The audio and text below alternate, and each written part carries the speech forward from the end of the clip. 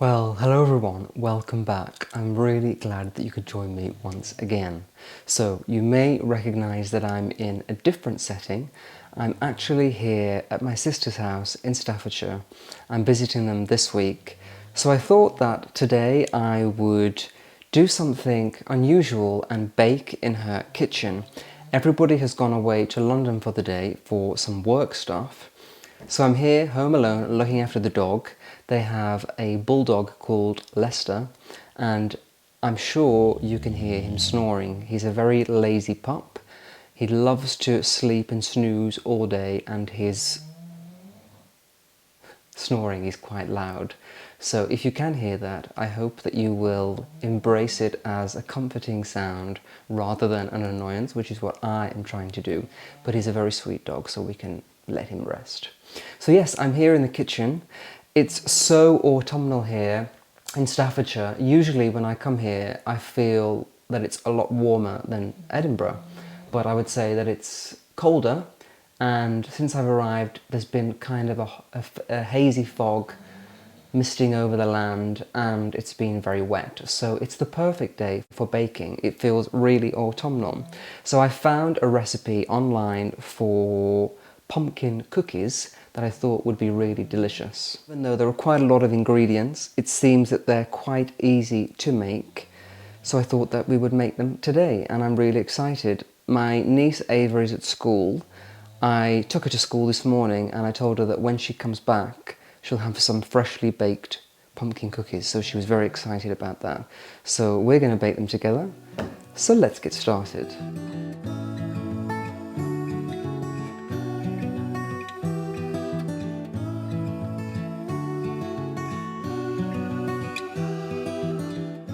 To begin, I'm adding in melted coconut oil, mashed sweet potato, sugar, some maple syrup, 1 egg and vanilla extract, then whisking it together until combined.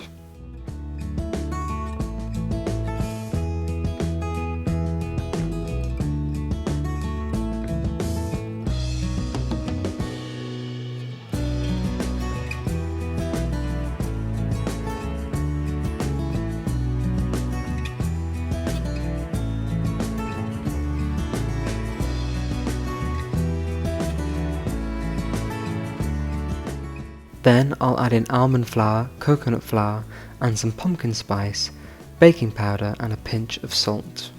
I'll bring this together until a ball of dough is formed. Then I'll take golf ball sized rolls of the dough onto a cookie or baking sheet and flatten them slightly with the palm of my hand.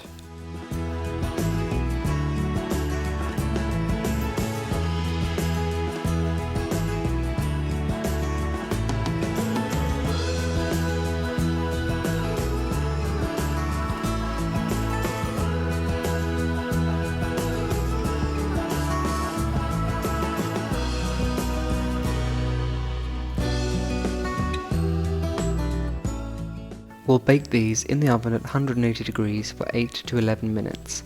I bake them for about 9 minutes. At first they seem undercooked when you take them out of the oven, but as they cool they harden. To make the icing, I'm combining together icing sugar, maple syrup, melted butter and some almond milk. I'll whisk this together until smooth and glossy. At first I found the icing to be a little loose, so I added more powdered sugar to really thicken it up. And then it was perfect.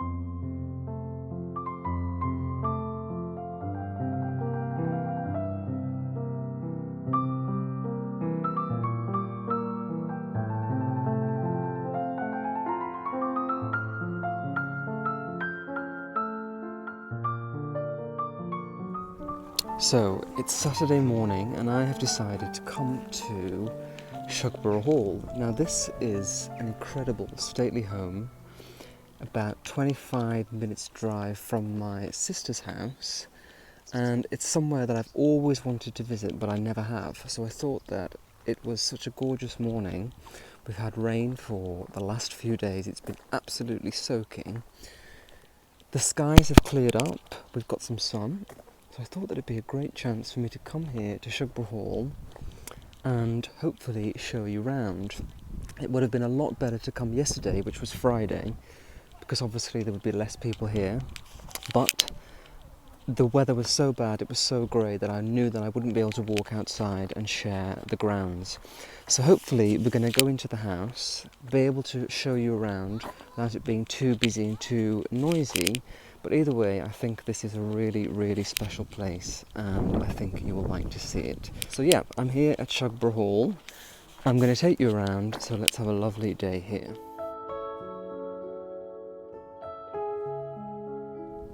So we're just walking from the car park to the mansion.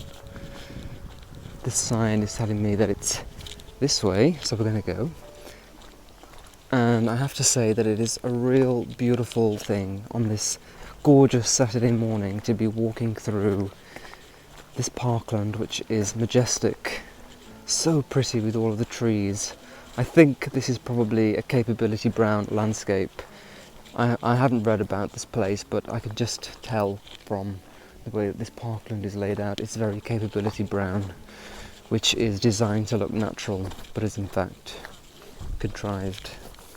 Just over here we've got gorgeous structure. It's an octagonal neoclassical building. I'll find out what that is and I'll let you know.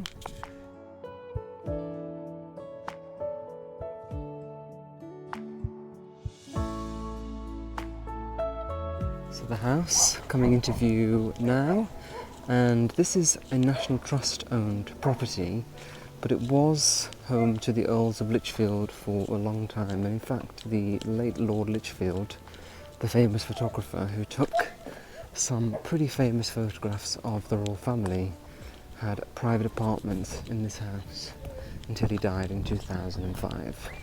So yeah, it is a very pretty stone building. Definitely my type of place. I definitely wouldn't mind having a private apartment here, would you? Here today, everybody has the same idea as me. That's okay, hopefully we'll be able to go in and have a nice look round. I'm sure it's going to be gorgeous.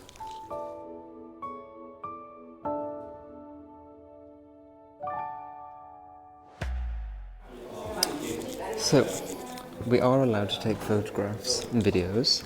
It doesn't seem to be too busy inside.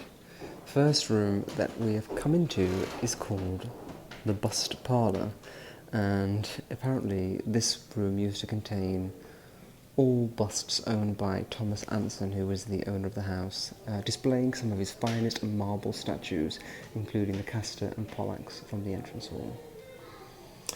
He sold them all in 1842 when the family was facing financial ruin. Well, that's a shame.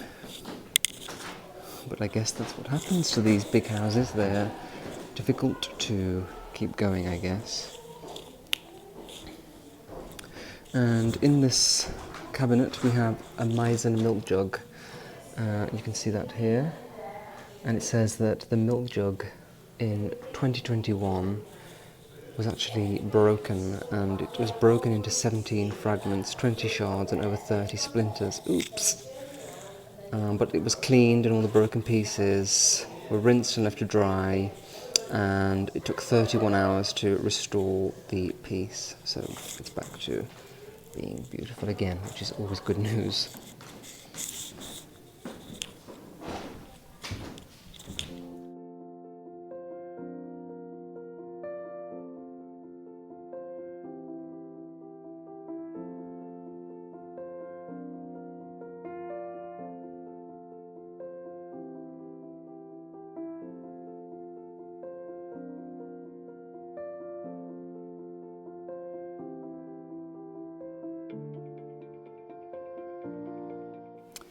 So, as I'm walking around, I'll be completely honest.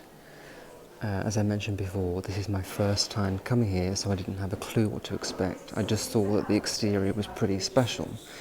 But this house doesn't really have a lot to see, to be perfectly honest. So here it says the house team carry out essential conservation cleaning in different rooms at Shugborough throughout the year.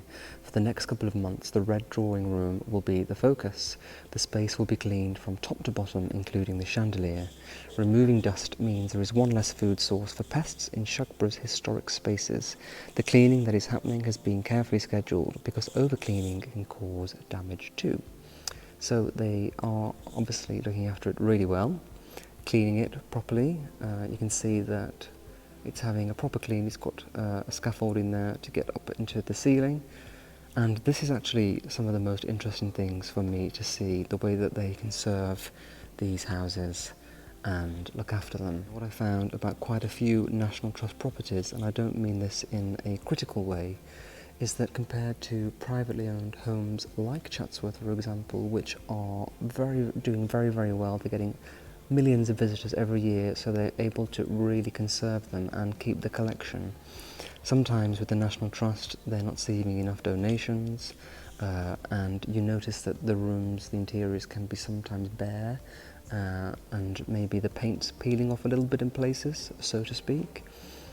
So if you are in the UK and you want to support the National Trust, I am definitely not being paid to promote them, but I would say that it is an important part of our heritage, and so let's try to keep it going.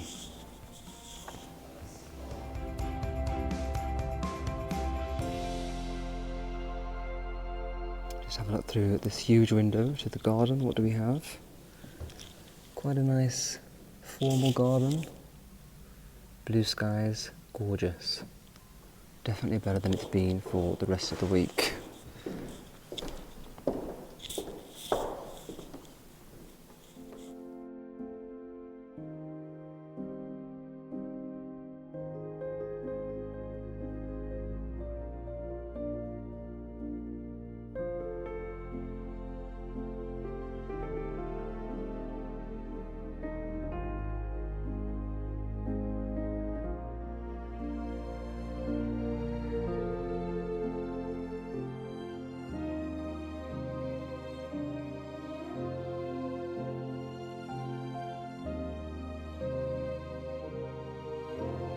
So, I thought that you might like to see this room, which I think is a library.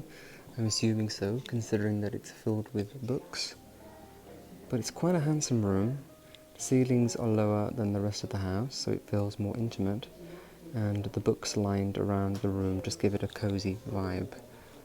Definitely imagine gentlemen and ladies having drinks here and maybe some games. It'd be quite a nice room to relax in. What do you think? Beautiful ceiling detailing, gilding, mouldings, very typical country house style. And I know that these houses are so hard to maintain and look after. And actually we're going through to this room, which is a conservation zone. And this kind of is behind the scenes look at what it takes to maintain the house.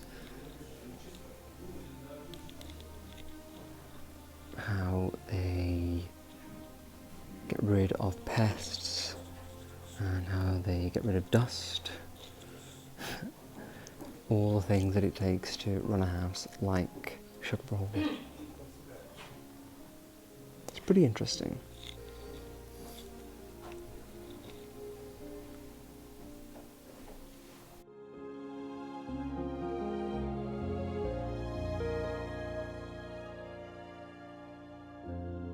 I'm just leaving the main house now. I'm sorry there wasn't really loads to see. As I mentioned before, these houses in their heyday would have been the scenes of much opulence, but of course that day has gone. And unless you are someone like the Dukes of Devonshire, who own Chatsworth and have plenty of money to keep the collection going, then it's difficult to maintain these types of houses, to keep stopping because of the wind. So yeah, I think I am going to become a member of the National Trust. It's about £120 a year, and you get to visit all of their properties. So it is worth the slight investment, and I guess it helps to conserve and preserve these places which are very special. So just through here, through that door, is the entrance to Lord Lichfield's private apartments. Unfortunately, there's no photography permitted in there, so I won't be able to film. I'm going to go and have a look, and I'll let you know how it was. So, no photography is allowed. Thought that I would be naughty and give you a little bit of a video in here, just a glimpse. But I will stop soon, because it's bad.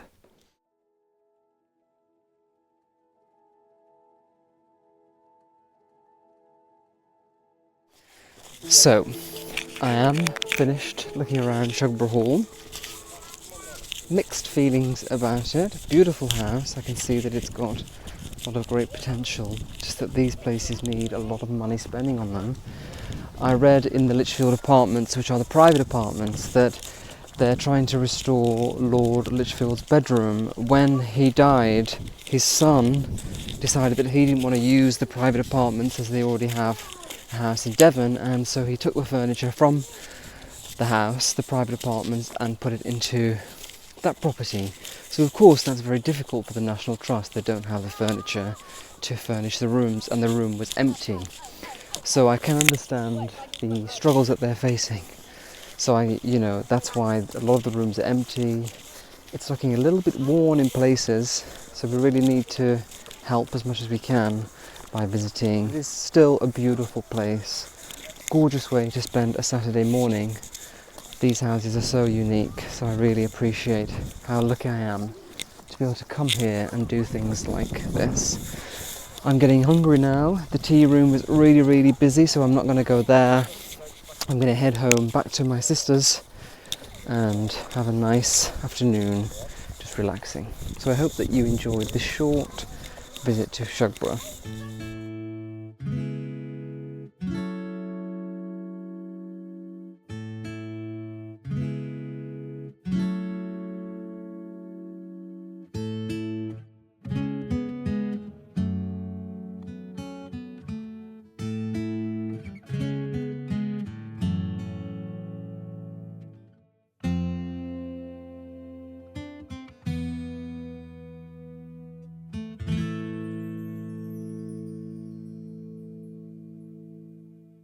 So I'm now back in Edinburgh. I arrived here this morning. I took the early 6 a.m. train, got back into Edinburgh at about 10 o'clock. So it's not too bad of a journey, and as you can see from the little clips there, it's quite beautiful scenery. But I have to say that when I've spent time with my family or a group of people, like last week I went to the Highlands with my friend Kimberly and her family, when I come back and I'm here by myself, I always feel a little bit of loneliness. Nothing too bad, so don't worry about me, please, but it's just that when you come back to your house and there's no one here, and you've been with people for a whole week, it's kind of strange. Also, Sophie is staying with my mum for this week, because on Sunday I'm going to Doha to see my friend again. So I thought that rather than bringing her all the way here and then having someone else look after her while I was away, she's quite comfortable with my parents and my sister, so better for her to stay here.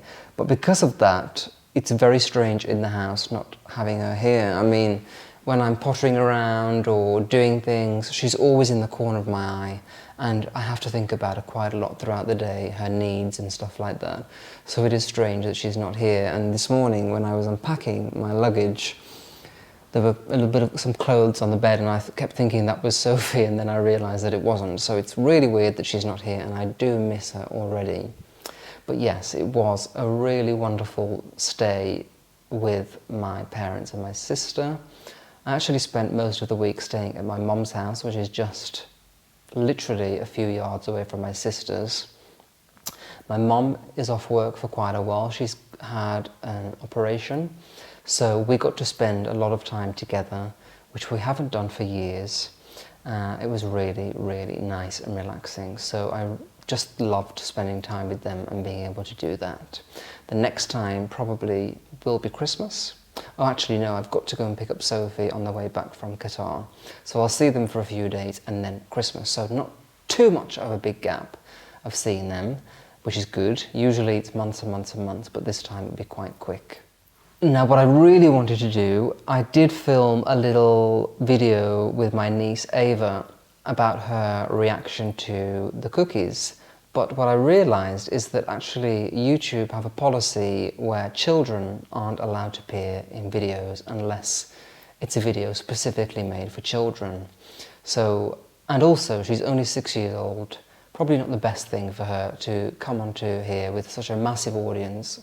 We don't know who's watching, so probably for the best. But we did film a little video together, which was quite cute, and she rated the cookies 9 out of 10. She said the only thing that might be a problem for children is that if they're not really into some more stranger flavours such as cinnamon, then that might be a bit weird for them. But otherwise, she said they were very good, and I have to agree. So if you want to try the cookies for yourselves, I would highly recommend doing so. They are delicious, and actually as the days go on, they just seem to get better and better. What I will say about them is that rather than being cookies, I would say they're more like miniature cakes. So they don't have that crunchy cookie texture, they're more soft and spongy like a cake. But nonetheless, they're still really good. So I hope that you will try them and enjoy them as much as we did. I also wanted to let you know a little bit more about the private apartments at Shugborough Hall. So I did film that little section when I came out, but it was quite windy and it blows into the microphone and it gets that awful sound. So I thought it was a bit better to just debrief here. So the private apartments, which you're not allowed to film in, and the reason why is because Patrick Litchfield, the famous photographer who lived there, took many photographs which are now owned by Getty Images. So that's the reason why you're not allowed to take video or photos, because they're not licensed. So yes, that is quite disappointing, because I have to say that it was probably the most interesting bit of the whole tour. The apartments, the private apartments, are quite big. I'd say about 30 rooms.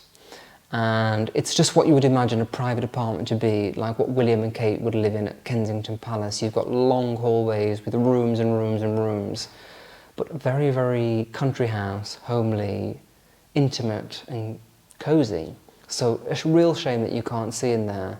And they've kind of left it exactly as it was when he lived there. The kitchen looks like someone could just pop in now and cook there. So that is quite nice as well, to see the house as it was lived in. But yeah, I do like these country houses, the way that they are adapted for modern life. So the beautiful high-ceilinged rooms with bay windows being turned into bathrooms. It's really beautiful, and I really do like that. So it's a shame that I couldn't show you, but if you do ever get the chance to visit Shugborough, go ahead. It's an interesting day out, and I'm sure you'll find it very, very nice and cool. Now, something I also wanted to mention, and I know this is very premature and early, but we've just relaunched the Nicolas Fairford Christmas tea on the web shop, nicolasfairford.com. The reason why we wanted to do it now is because obviously Christmas is quite a short period in terms of things like food and drink. So if we launched it at the beginning of December, then you would only have a few weeks to drink it. And what I have done, because this is my tea, so I managed to secure a few more pouches when they went offline in January, is that I've drank this throughout the year because it is so delicious. It is a very nutty, warming tea on a cold evening. We even have cold evenings here in the summertime in Scotland. So on a cold evening when you just want something to warm you up, this is the perfect tea. It's kind of like a little cuddle in a teacup. So that's why I thought that I would mention it now, to give you ample time to order and enjoy it for this festive season. And then in January it goes offline again, so you have to kind of make the most of it, so I thought that I would share that with you today. The Christmas tea is back on the online shop, nicolasfairford.com. There is also a link underneath this video that you'll see to the shop where you can get the tea again. So yeah, I do love the Christmas tea. It is the perfect comforting tea for the festive season. And when you open the pouch and smell the leaves, it will just transport you to festivities, which is always fun and beautiful. So yes, I really do thank you for joining me once again. I hope that you have enjoyed this episode. I look forward to seeing you next time, but until then, take care. Bye bye.